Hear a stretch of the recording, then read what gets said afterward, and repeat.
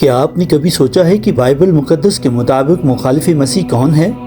اور اس پراسرار شخصیت کے بارے میں صدیوں سے کئی تعویلیں کی جاتی رہی ہیں۔ ناظرین، آپ پاک ایڈم ٹی وی دیکھ رہے ہیں اور میں ہوں تنویر چودھری۔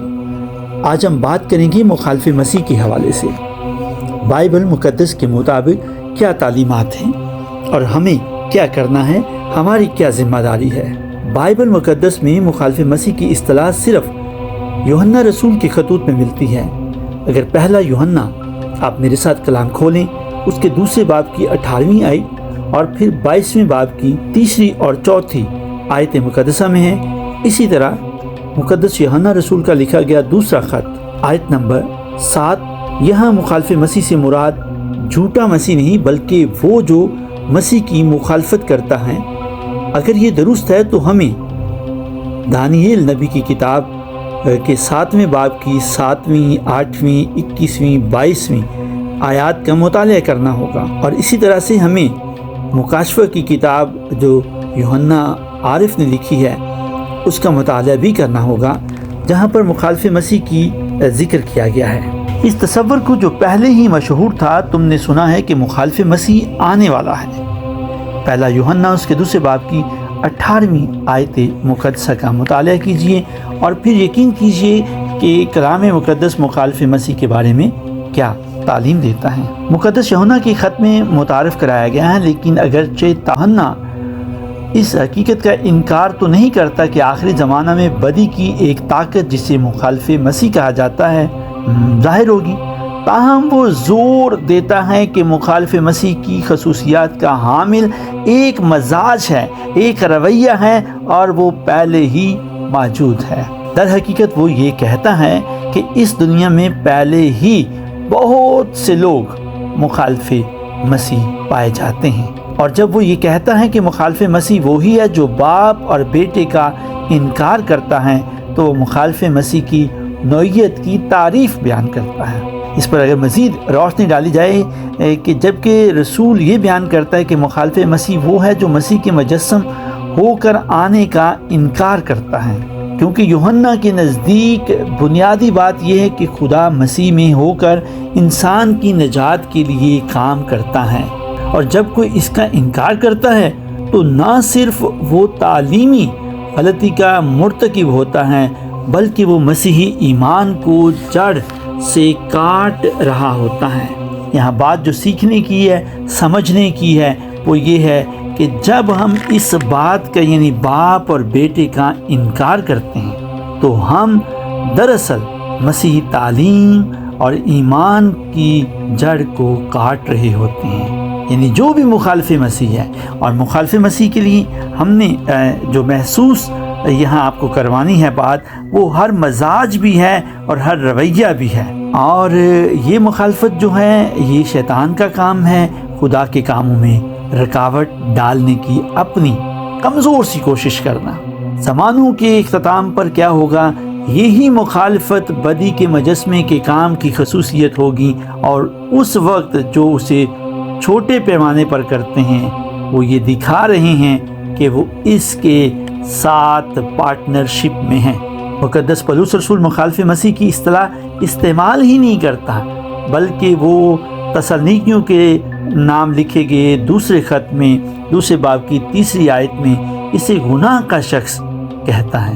اس شخص کی خصوصیت یہ ہے کہ وہ مخالفت کرتا ہے، اور ہر ایک سے جو خدا یا خدائے عظیم کے مخالفت کرنے والا ہے اپنے آپ کو اس سے بڑا ٹھہراتا ہے۔ خدا باپ سے اپنے آپ کو جو کوئی بڑا بناتا ہے اور وہ خدا ہونے کا یعنی دعویٰ کرتا ہے، تو وہ خود بھی کیا ہے؟ گناہ کا شخص ہے۔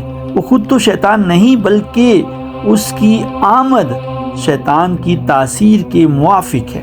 مقدس پولس رسول شیطان کی عظیم مسائی کو زمانہ ماضی سے منسلک نہیں کرتا، بلکہ وہ آنے والے دور یعنی مستقبل سے کرتا ہے، اور نہ وہ یہ سمجھتا ہے کہ دنیا بتدریج کاملیت کی طرف قدم بڑھا رہی ہے، بلکہ بدی کی طرف جو آخر تک جاری رہے گی۔ تب بدی نیکی کے سامنے سب سے بڑا چیلنج پیش کرے گی، اور اس چیلنج کی قیادت وہ پراسرار ہستی کرے گی، جس کا ہم نے اپنے انٹرو میں بھی کہا تھا۔ وہ پراسرار شخصیت کئی تعویلیں بناتی رہی اور کئی اس کے بارے میں تعویلیں دی جاتی رہی ہیں۔ بعض علماء کا خیال ہے کہ مخالف مسیح کوئی ایک شخص نہیں بلکہ ان تمام لوگوں کی علامت ہے جو مسیح اور اس کی تعلیمات کی مخالفت کرتے ہیں۔ یہ تاریکی اور فریب کی قوتوں کی نمائندگی کرتے ہیں۔ تو اس چیلنج کی قیادت وہ پراسرار ہستی کرے گی جس کی قوت شیطان کی مرہون منت رہی ہے اور ہوگی بھی۔ وہ شیطان کے خدا کے کاموں کو تباہ کرنے کے چیلنج کو بروئے کار لانے کا ذریعہ بنے گی۔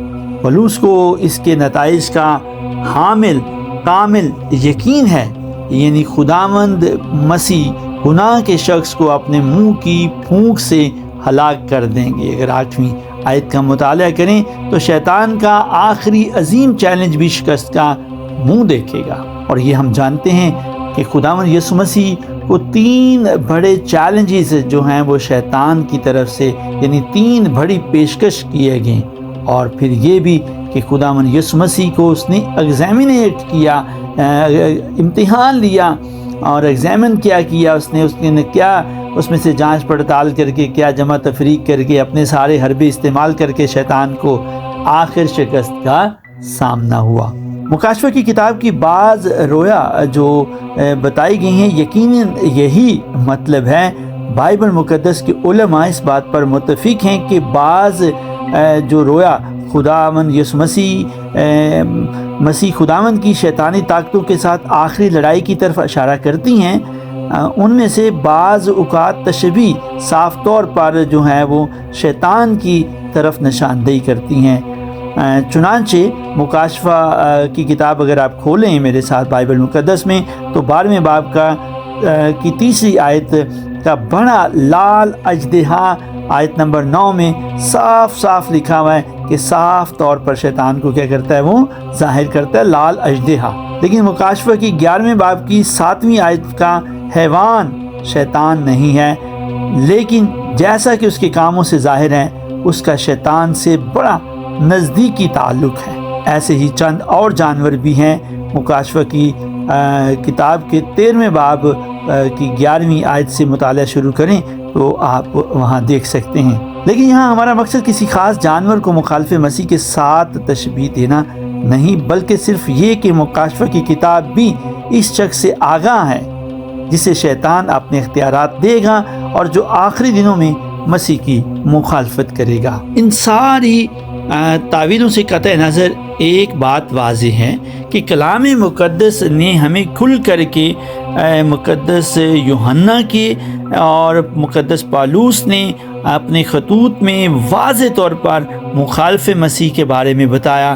پھر یوحنا عارف کے مکاشفہ میں بھی ہمیں ملا، اور کہ مخالف مسیح اور اس کے پیروکاروں کے آخری دشمن کی نمائندگی کرتا ہے۔ کون؟ یہ مخالف مسیح جو ہیں وہ مسیح یسوع اور اس کے پیروکاروں کے آخری دشمن کے طور پر ظاہر کرتا ہے، ان کا لیڈر ہوگا وہ، اور اسے کیا ہوگی؟ شکست ہوگی۔ شیطان کا آخری عظیم چیلنج بھی شکست کا منہ دیکھے گا۔ اب کرنا کیا ہے ہمیں؟ ہماری کیا ذمہ داری ہے؟ ہماری کیا ڈیوٹی ہے؟ ہماری کیا رسپانسبلٹی ہے؟ وہ یہ ہے کہ ہم سب جو مومن ہیں، جو خداوند یسوع مسیح کے مجسم ہونے پر اور خداوند یسوع مسیح کی موت پر، کہ وہ صلیبی موت مرے، دفن کیے گئے، برزخ میں اترے اور تیسرے روز مردوں میں سے جی اٹھے، اور پھر دوبارہ وہ مردوں اور زندوں کا انصاف کرنے کے لیے بادشاہ کے طور پر جو ہیں وہ آئیں گے، منصف کے طور پر آئیں گے۔ وہ ہمیں ہمارے ایمان سے ہٹانے کے لیے یہ غیر مسیحی لوگ ایسی ویڈیوز آپ کے ساتھ شیئر کرتے ہیں، ایسا کتابی مواد آپ کے ساتھ شیئر کرتے ہیں، ایسی تعویلیں دیتے ہیں، ایسے ثبوت آپ کے سامنے پیش کرنے کی کوشش کرتے ہیں، مگر ہم سب جو مومنین ہیں ہمیں اپنے عقیدے کے لیے ہمیشہ اس پہ یقین رکھنا چاہیے، ایمان رکھنا چاہیے، اور جو کوئی ایمان نہیں رکھتا وہ مسیح یسوع کا نہیں ہے۔ ناظرین، مخالف مسیح کے بارے میں ہم نے اپنے خیالات آپ تک بائبل مقدس میں جو درج تھے وہ پہنچانے کی کوشش کی ہے۔ نیچے آپ اپنے کمنٹ باکس میں ضرور ہمیں بتائیے گا کہ آپ کو یہ ویڈیو کیسی لگی۔ ویڈیو دیکھنے کے لیے آپ نے اپنا قیمتی وقت نکالا، اس کے لیے ہم آپ کے شکر گزار ہیں۔